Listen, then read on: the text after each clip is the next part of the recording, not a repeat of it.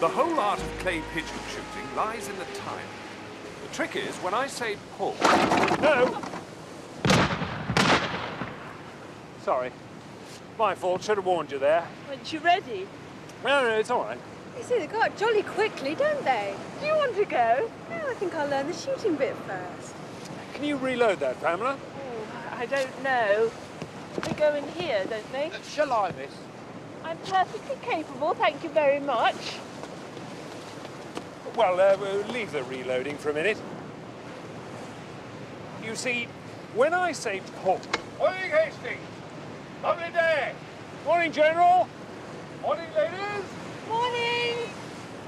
Well, now, Kitty, why don't you have a try? If you don't practice, you won't be ready for the championship. It's all set for the 14th.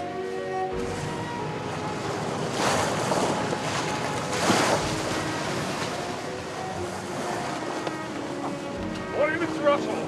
Racing, eh?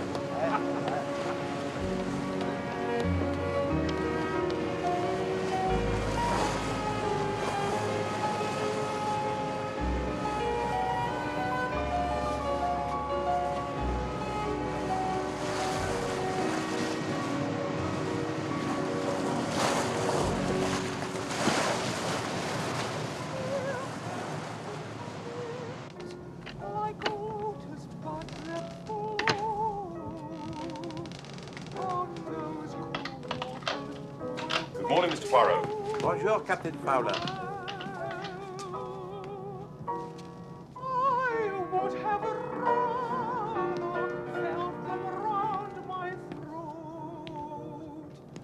Crushing out life, then waving in farewell. Crushing out life. Oh, good morning, Monsieur Poirot. Bonjour, Mademoiselle Morgan. You are in good voice, huh? It's your Captain Hastings, Monsieur Poirot. He's got us all organized. Captain Hastings is very good at that. I thought the General was awfully good last night with his recitations from Swinburne. Oh, the General recites poetry with true military vigor. Perhaps your niece can also be persuaded to entertain us one evening. Well, perhaps she will, Mr. Poirot. Perhaps she will. Excuse me.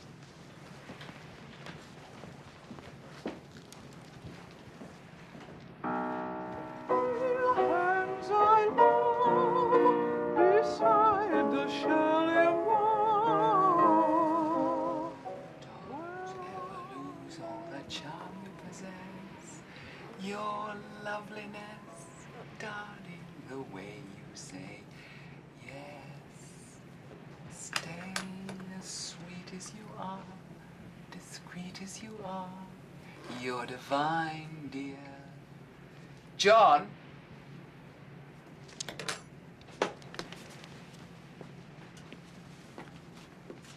John?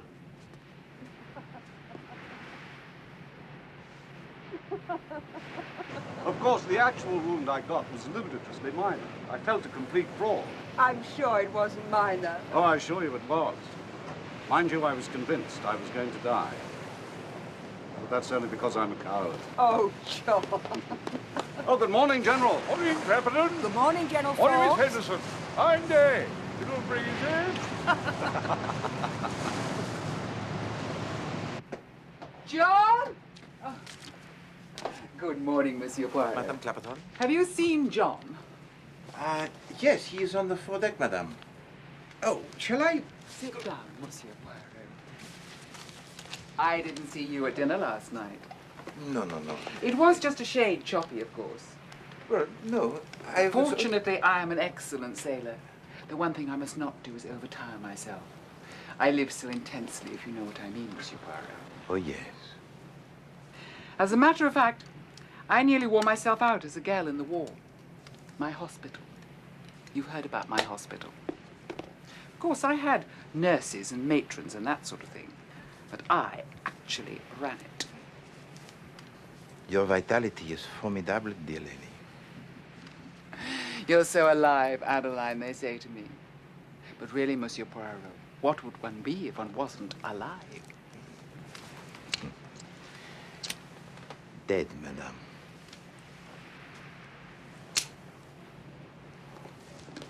I must find my husband.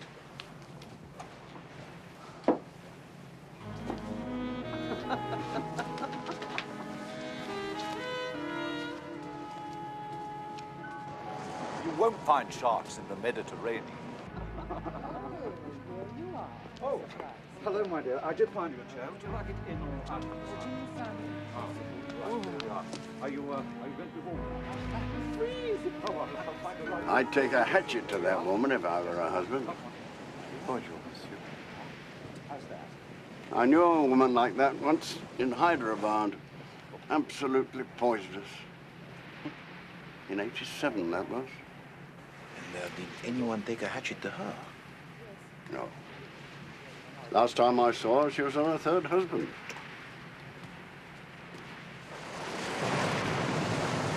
Position is everything.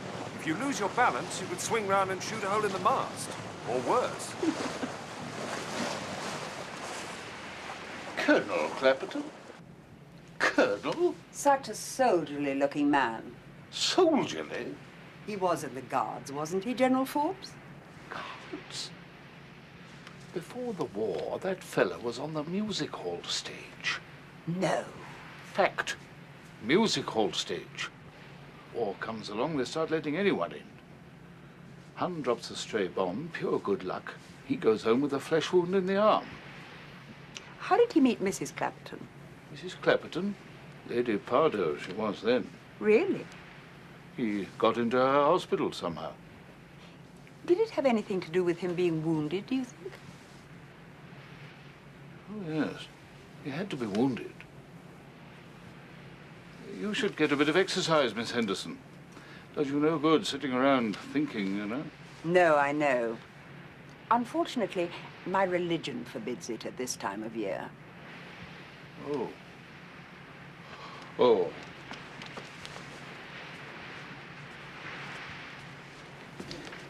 Right. I mean, well.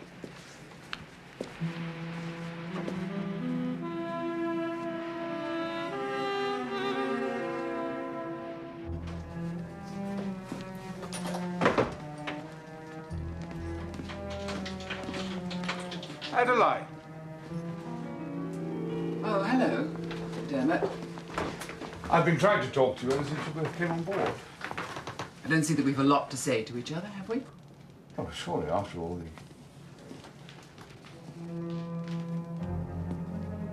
What do you want? I was just... Were you spying on us? I wanted to clear your trays, ma'am. Well, get on and do it then.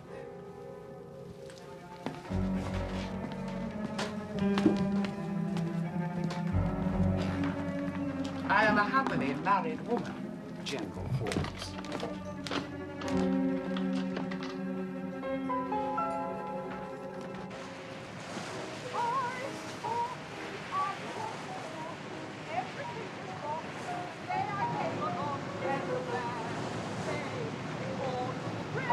You've saved us, said Kitchener with delight. I joined the army yesterday, so the army of today is all right. It's her family I feel sorry for. Boys, take my tip and join the army right away. The money's good. Not much, but good.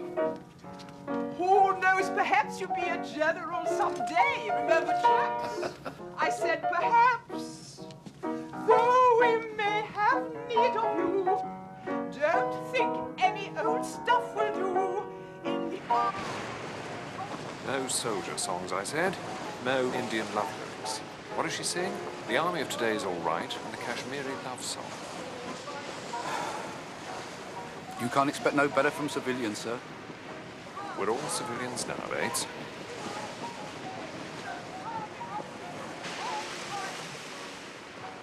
The trouble with a cruise like this is you're forced to suffer amateur entertainment night after night.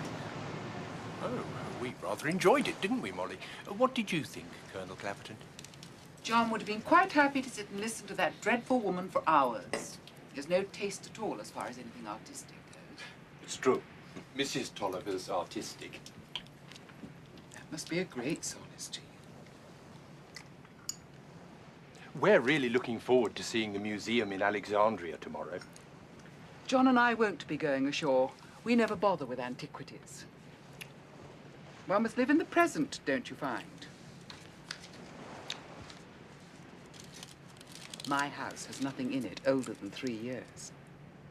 I'll have to be selling my car next year then, darling. My car, I think, John.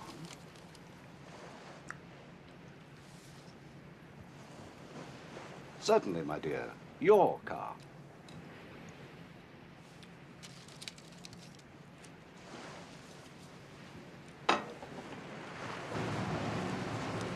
Voilà ce qu'on appelle le bac à sable. 20 past 10. Oh, indeed. Well, what about bridge? Bridge? Bridge? Yes, bridge. Come on. We can use the dining table. Oh, may we join you? What about you, Clapperton? Oh, John won't play. Most tiresome of him. Sorry. So you can join us if you like. What was your name again? Tolliver. Mrs. Tolliver. And I'm her husband, Mr. Tolliver. What a clever arrangement.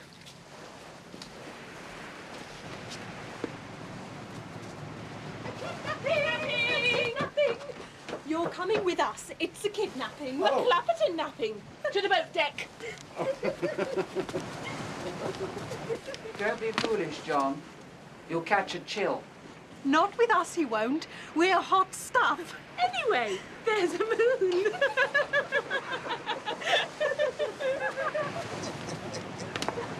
Bonsoir. Bonsoir.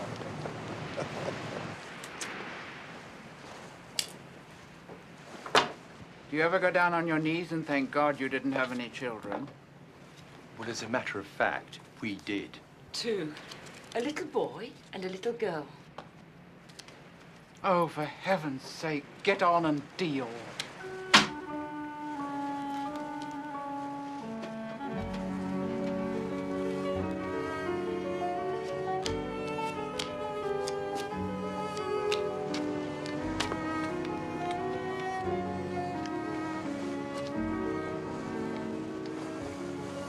I know it's the most awful romantic cliché, but the moon is beautiful, isn't it?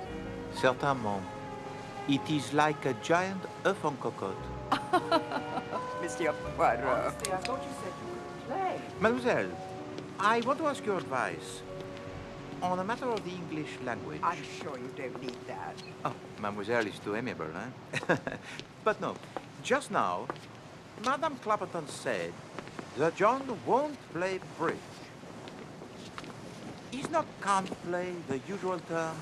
She takes it as a personal insult that he doesn't play, I suppose. Ah. The man was a fool ever to have married her. Oh, many odious women have devoted husbands, huh? It is an enigma of nature. Which is perhaps why the estimable Captain Hastings has not yet taken the plunge into matrimony. Matrimony? You're not entered for the Clay Pigeon Championship yet, are you, Miss Henderson? No, I don't think I really mean to... Hastings, can't you talk of something else, for once? No, I'd love to talk about the Clay Pigeon Championship. But tomorrow, perhaps? I have some letters to finish that I want to post in Alexandria. Good night, Mademoiselle Henderson. Good night. Good night, Miss Henderson. Good night. Oh, Hastings, Hastings. What? Whatever is the use of me introducing you to nice young ladies if all you do is talk about the shooting of the clay pigeons? But they like it. You heard what Miss Henderson said. She'd love to talk about it tomorrow. Oh, Hastings, Hastings, Hastings.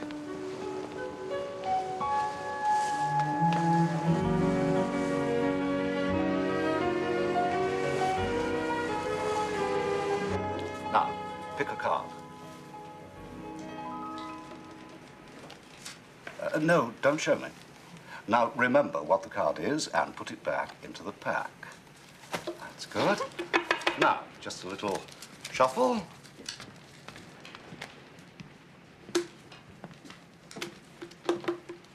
Your card. Tis! Isn't that clever? I see you enjoy playing cards, monsieur, even though you do not play bridge. I have my reasons for not playing bridge. I'll show you. Sit down. We'll play one hand. You can shuffle the cards, Mr. Poirot.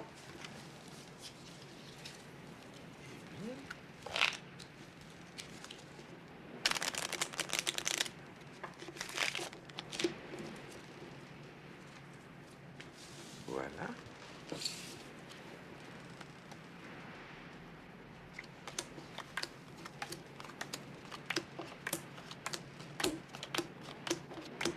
You see, any man who can deal his partner and adversaries any hand he pleases had better stand aloof from a friendly game of cards. But how did you do it? I mean, it all looked perfectly ordinary.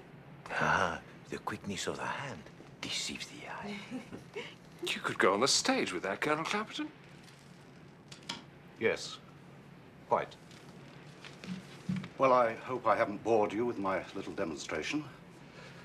Good night, ladies. Gentlemen.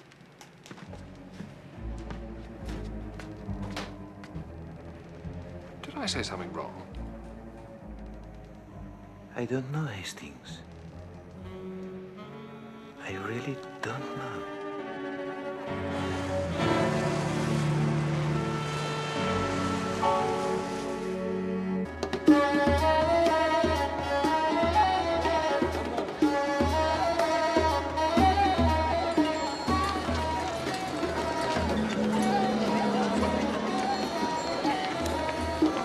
Oh, we ought to get off now. You'll come with us, won't you? You wouldn't let us go ashore by ourselves. Hey, miss. Oh, please go away. Genuine bits from the tombs of the pharaohs. I don't want any Pharaoh's bits. Empty. You see, awful things might happen to us. Well, I certainly don't think you should go alone. Hooray! But I'm not sure if my wife feels up to it. Hooray! I mean, Boo. She can have a nice long rest. Well, I'll go and have a word with Adeline. Oh, we'll come with you. Yes. Perhaps we can persuade her to come.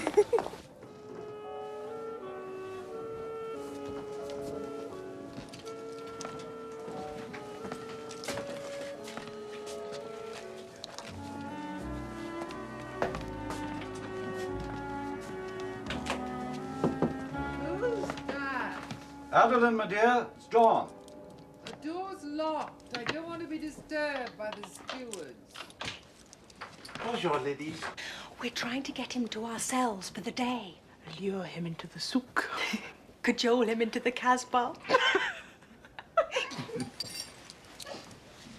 What about coming ashore?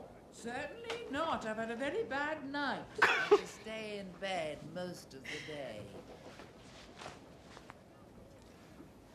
Well, I think I might go, Adeline. Oh, do as you like, John, for heaven's sake. Do you mind if I just come in and get my Baedeker? Yes, I do mind. I'm not getting out of bed. Do go away, John, and let me have a little peace. We can go now. What about your passport? In my pocket. Glory be.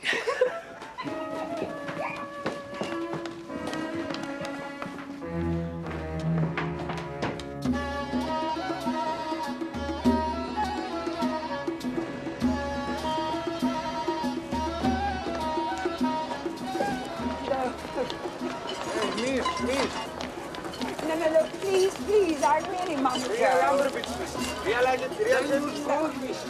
How much are those amber ones?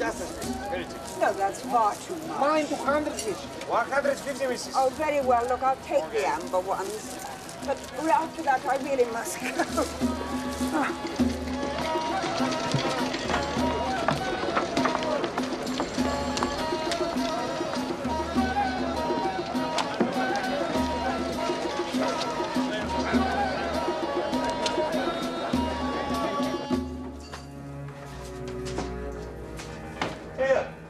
Clear off, you. You're not allowed down here. Cheeky blighter.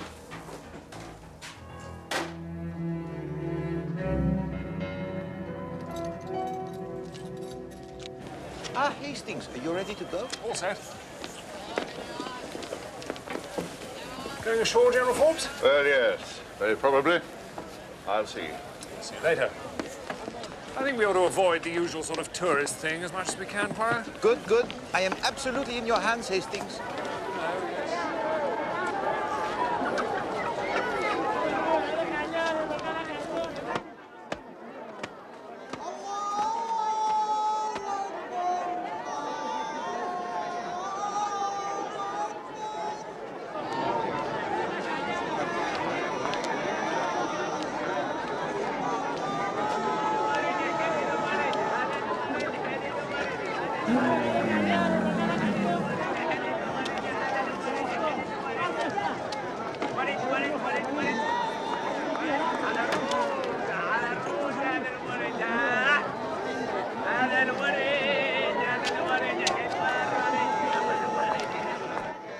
Consugar, be looking fierce, savage.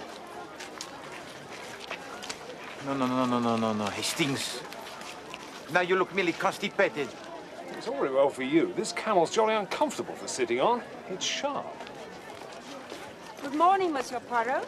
Ah, bonjour, Mademoiselle Henderson. Good morning, Captain Hastings. Oh, good morning. Like that. Hadir, ready. Doesn't he look dashing? Oh, yes, indeed. You know, he looks as if he is summoning up the courage to order the second tea cake. Monsieur Poirot, have you seen the Clappertons ashore this morning? I believe Madame Clapperton was spending the day in her cabin. Ah, and what about Colonel Clapperton? Let me think. He came ashore? Yes, no, certainly he came ashore. It's just that there was some talk last night of us all coming ashore together.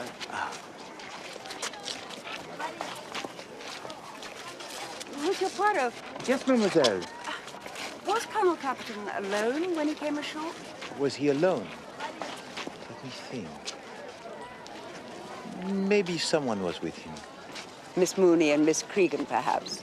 Ah, yes, the two little girls, yes. They're not children, Monsieur Poirot. Oh, no? Nor am I.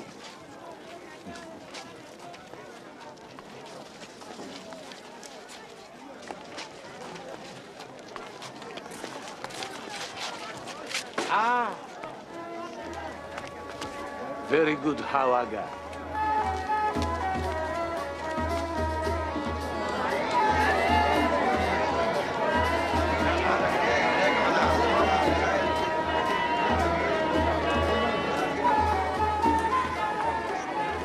I say, Poirot, look at these pomegranates. And little manquoyes. Sorry?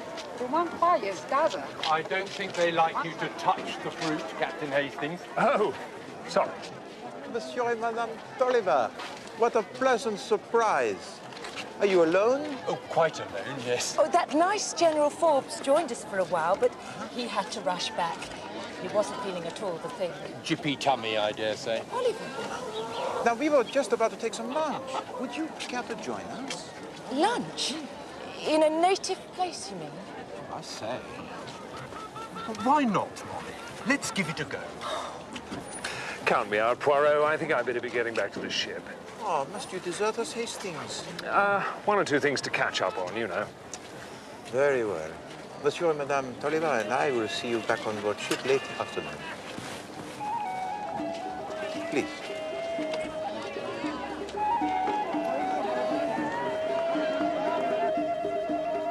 We'll let the two girls go first because they're the least experienced. Then it'd better be General Forbes. He's an old hand at this sort of competition. We can't do it in the middle of Alexandria Harbour, sir. Oh, I don't see why not, Bates. We shoot in the general direction of the open sea. There's nothing much parked out there. Moored, sir. Moored? Well, I'm sure the harbour master would have something to say about it, sir. Started in India, you know. Beg your pardon? Had its origins in India, clay pigeons. Oh, really? In the 13th century. Of course, it was bows and arrows then, and they didn't have that catapult thing. Just had these fellows with tremendously strong arms.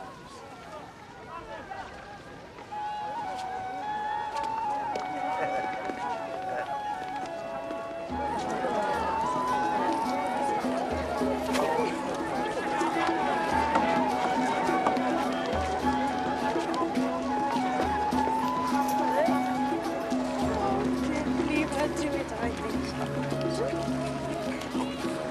Yes, you probably will. Come along, Pamela! Ah, Mademoiselle Mooney and the Colonel Clapperton. You had an enjoyable day ashore, I trust. Absolutely. Good. Come on, Panic!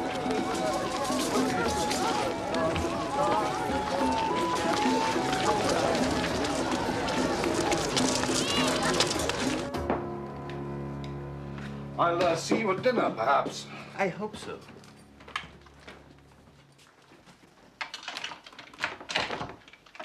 Adeline! Adeline! Adeline, my dear! Adeline! It's locked. You do not have your key? No, I'll find a steward. Ah, Poirot. Steward? We seem to be having some trouble with the Clay Pigeon Championship. Really? It was originally planned, you see, to take place on the 14th. But it seems that we dock at Haifa on the 13th. And that's one of those places where we more or less have to go ashore and look at the ruins while they revittle the ship. Now, that leaves the 15th, the 16th, and the 18th. 17th's no good, because that's the night of the captain's party. Oh, my God! My God! She's dead.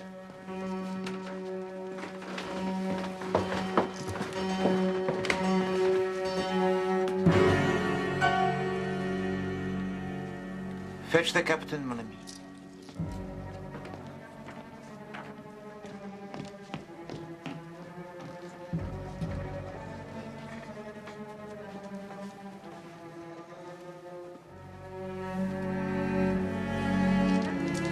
Look at this, Poirot.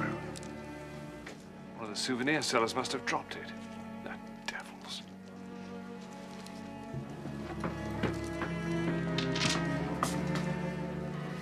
Colonel Clapperton, what a tragedy. Can you help us with this, Mr. Poirot? I want to avoid involving the Egyptian police, if possible.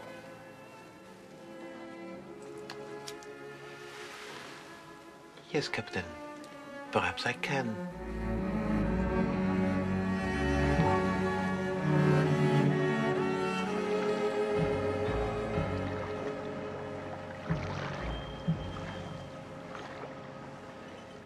Is anything missing as far as you can tell, Colonel Clapperton? My wife always kept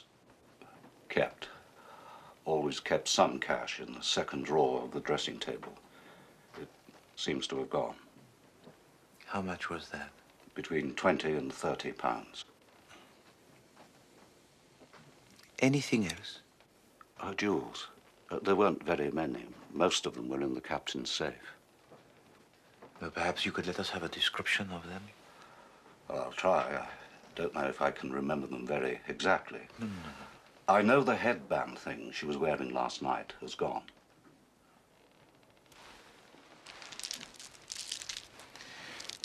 What can you tell me about this? That's not my wife's. You're quite sure? Quite. She'd never wear a thing like that. It was found on the floor between the two beds. Then someone must have dropped it there.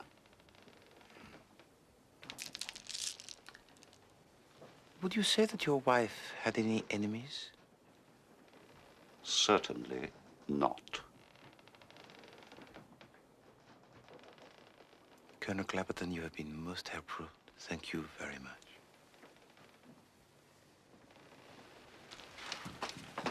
May I offer you my condolences?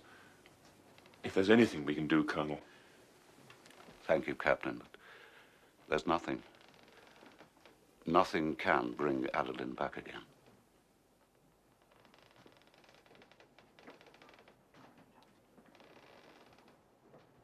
Good God.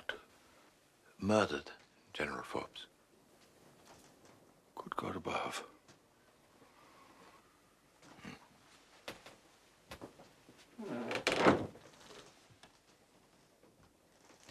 You were acquainted with Madame Clapperton before this voyage, I think? I knew Adeline when she was Lady Pardo. I knew her before that, when she was Adeline French. I was ADC to her father back in '92 when she was 7 years old. Good God, I can hardly believe it.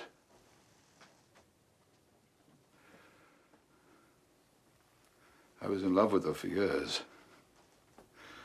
She was not always the silly woman she became. You must not incriminate yourself, monsieur. Incriminate myself? How could I? Monsieur and Madame Tolliver tell me that you came back to the ship before lunch. What of it? Saying that you were ill?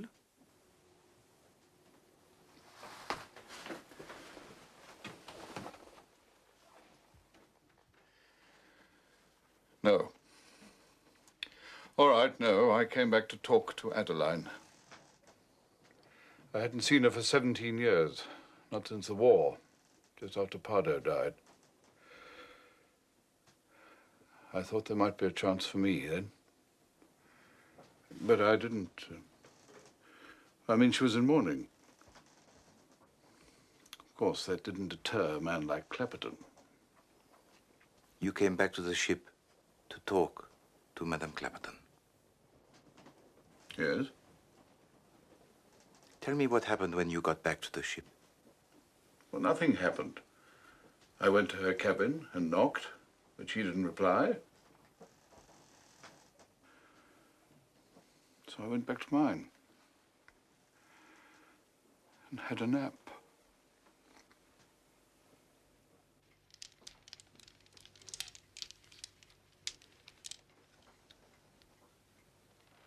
Well, what do you say, Mr. Poirot?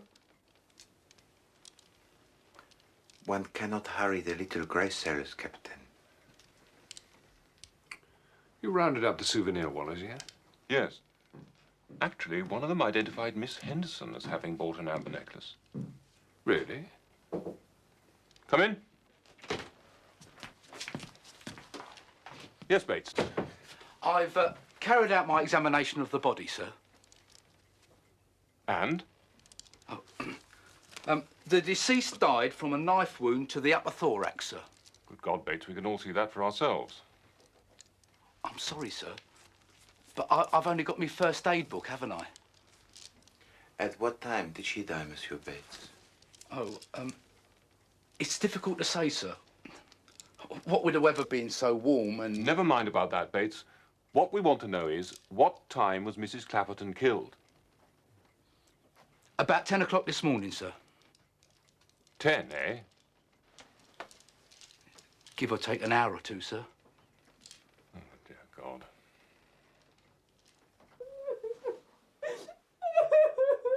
It's all right, Kitty. You want to know, old thing.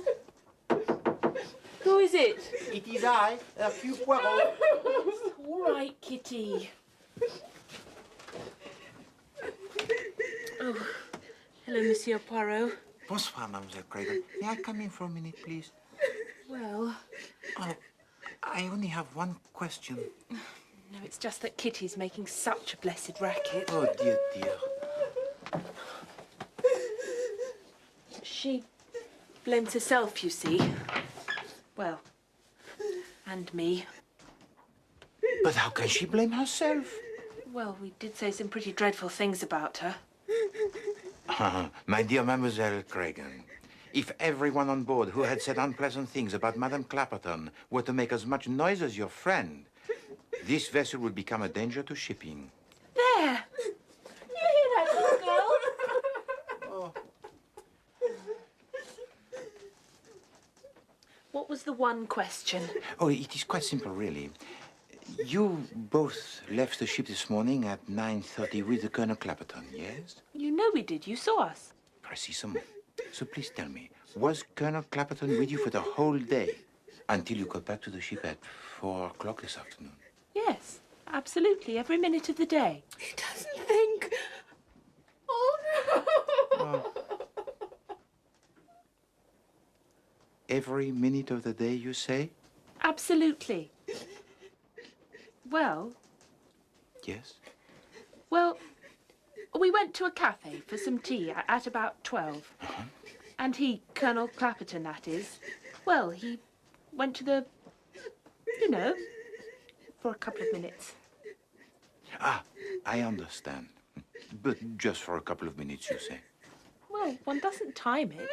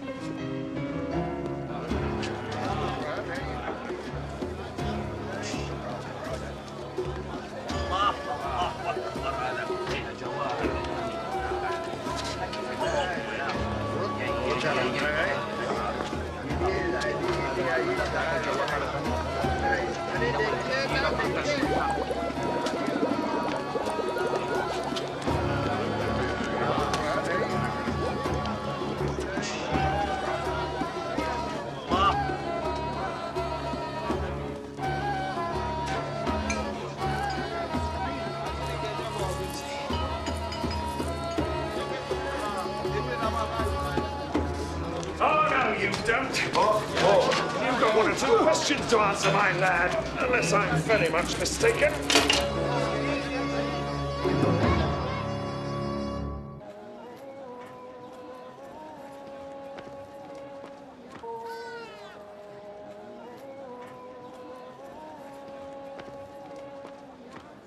Go, chapu. Go. I didn't kill her. You had her jewellery. Jewellery? She was rich. What did it matter to her? Come, Monsieur Skinner. Madame Clapperton is dead.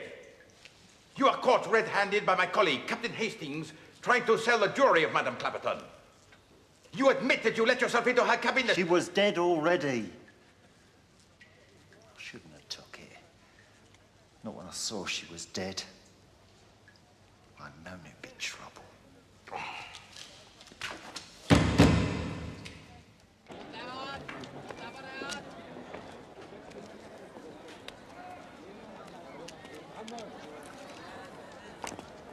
Do you believe him? Yes, I think I do. Me too. So, we're back to the souvenir hawkers. Why do you not consider one of the passengers, Hastings? The passengers? Who? Colonel Clapperton? Got a watertight alibi. General Forbes? What about Mademoiselle Henderson? Really? No. I think perhaps she has the motive, no? She's a lady, Poirot. And you think, mon ami, that ladies do not commit murder? Ladies don't get found out.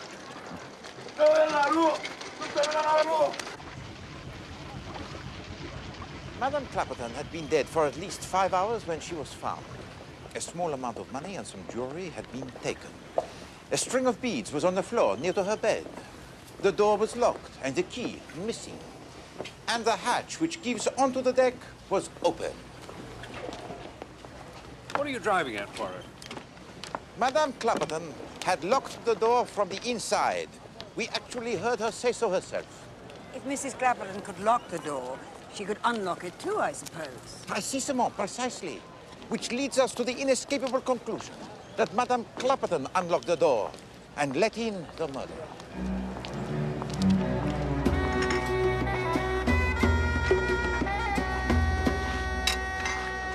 Miss Henderson, I hope you don't mind me asking, but you bought an amber necklace yesterday, didn't you? Yes, I did. How did you know that? The captain mentioned it. He just happened to mention it. Would you mind if I had a look at it? I'm afraid I've lost it. I must have dropped it somewhere, put it down. I don't know. Yes. Right. Of course. I thought Mrs. Clapperton a very unpleasant woman. In fact, I don't think anyone on board ship really liked her, but surely, who would have reason to kill her? Mademoiselle, It is the opinion of every person on board the ship that the Colonel Clapperton would have been quite justified in taking a hatchet to her. Now, that was an expression I actually heard used. But he had an alibi. He was on shore all day with the two girls, and he did not return to the ship until 4 o'clock that afternoon. By which time, Madame Clapperton had been dead for many hours. Seems to me we're back to General Forbes as our only suspect.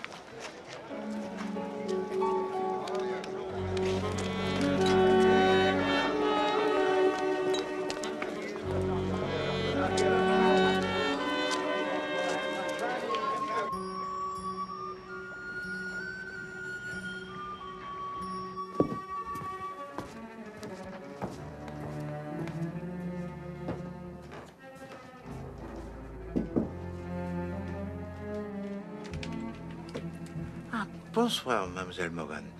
I want, please, to ask a favor of your niece. Our niece? Very well. Ismaili? Good evening, Ismaili. I want to borrow somebody from you, if I may.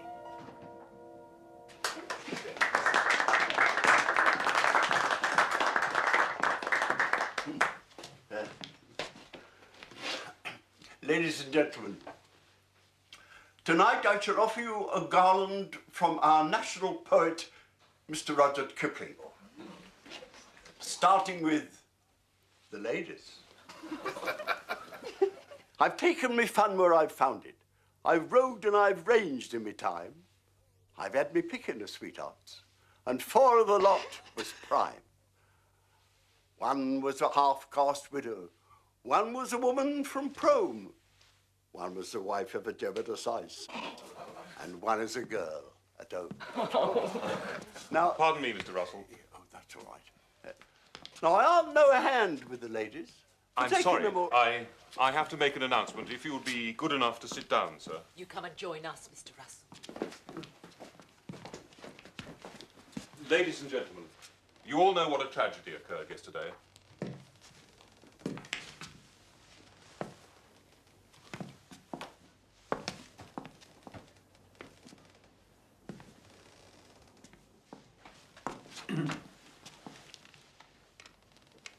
And I'm sure you will all want to cooperate in bringing the perpetrator of the foul crime to book. As you know, we are fortunate enough to have on board with us Mr. Hercule Poirot, who is probably known to you all as a man who has wide experience in such matters. I hope you'll listen carefully to what he has to say. Mr. Poirot. Thank you, Captain Fowler.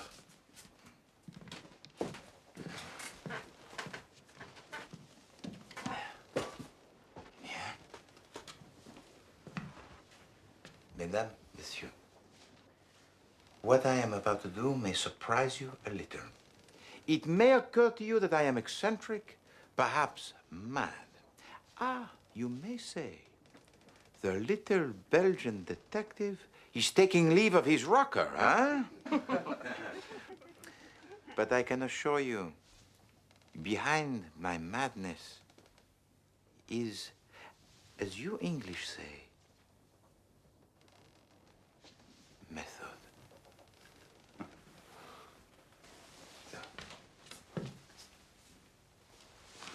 Voila.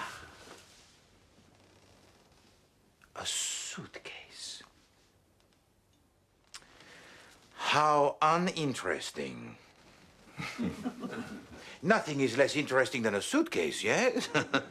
And you are right, except suitcases have contents.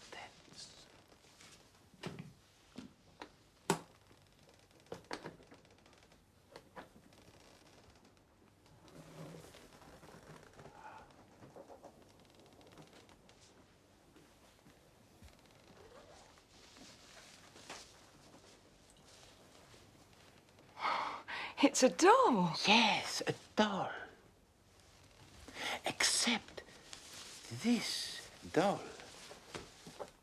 is an important witness to the truth of who killed Madame Clapperton.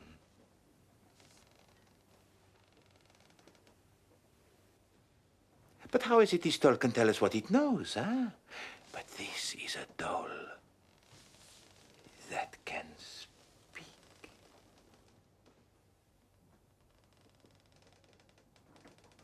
You have not heard of dolls that can speak? Yes, of course you have. All we have to do is put this doll back in the suitcase, where we cannot see her.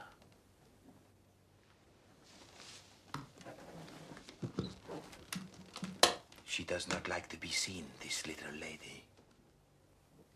Do you, ma petite? No.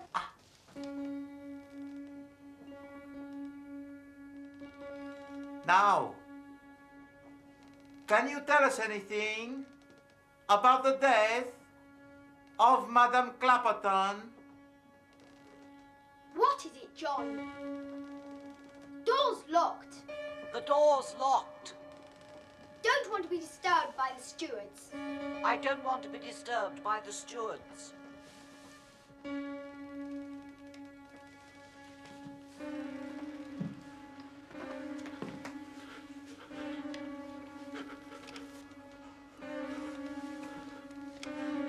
You.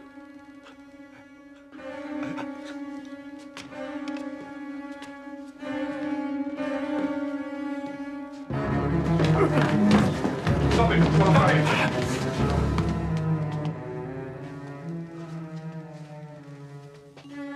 Yes.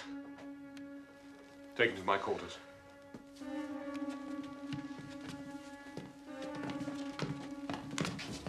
Ladies and gentlemen, if you would clear the room. Thank you, ladies and gentlemen.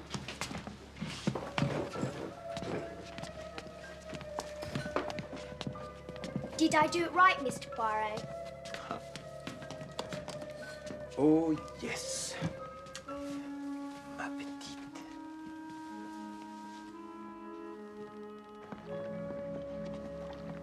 It was you, General, who gave me a valuable hint with your mention of the music hall stage.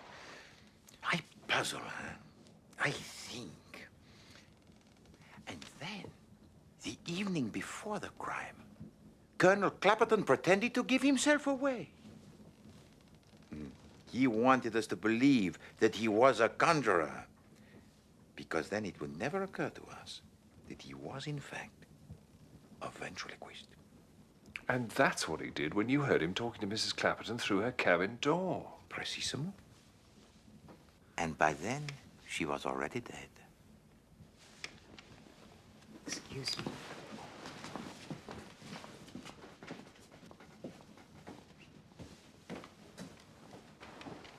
What about the necklace on the floor? Was it Miss Henderson's? No. It was put there to make us think that some native thief was the killer. But that it cast suspicion on someone who really cared for him was the cruel irony. Pardon.